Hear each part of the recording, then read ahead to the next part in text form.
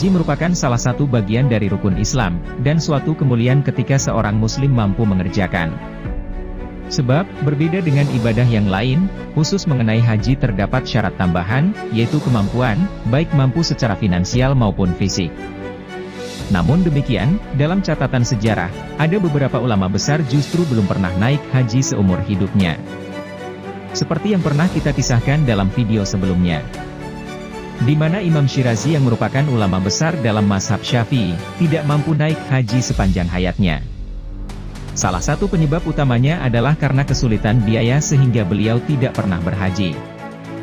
Namun uniknya, beliau mampu menguraikan dengan baik pembahasan tentang haji dalam kitab beliau Al-Muhazzab. Tokoh lainnya yang tidak pernah berhaji adalah Ali bin Ahmad Ibnu Hazm.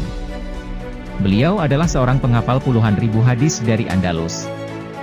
Beliau lahir di Cordoba pada November 994 Masehi dari ayah seorang pejabat ternama di dinasti Umayyah kedua yang berkuasa di Andalus.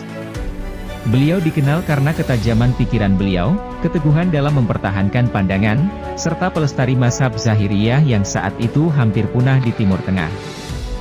Al-Muhalla Beyil Atsar adalah masterpiece beliau dalam menuangkan pandangan-pandangan beliau. Kondisi geografis yang jauh membuat beliau tidak mampu pergi berhaji. Maklum saja, jika kita melihat catatan harian Ibn Jubair dari Granada dalam Rihlat Ibnu Jubair, setidaknya membutuhkan waktu 7 bulan perjalanan menunaikan ibadah haji. Tidak sedikit pula para ulama yang berkata bahwa orang Maghrib, yaitu daerah Islam yang paling barat mencakup Maroko, Spanyol, Portugal, dan lain-lain, sudah tidak berwajib melaksanakan haji di masa itu. Meskipun fatwa ini berlebihan, namun kondisi yang ada memang tidak memungkinkan untuk melaksanakan haji. Ulama berikutnya yang tidak naik haji adalah Qadhi Iyad, seorang hakim agung dari tanah Maroko yang meninggal tragis karena dituduh Yahudi, hal ini karena beliau tidak pernah keluar ketika hari Sabtu. Padahal beliau menghususkan hari itu untuk mengarang kitab. Versi lain mengatakan bahwa beliau dibunuh karena tidak mau mengakui Ibnu Tumar sebagai Imam Mahdi, versi ini lebih masyhur.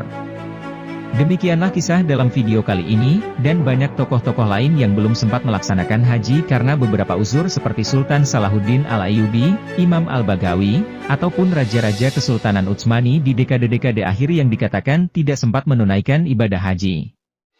Semoga kelumit ini membuat kita yang mampu dan tidak punya uzur untuk segera menunaikan ibadah haji. Ikuti terus channel Catatan Fikih, sampai jumpa.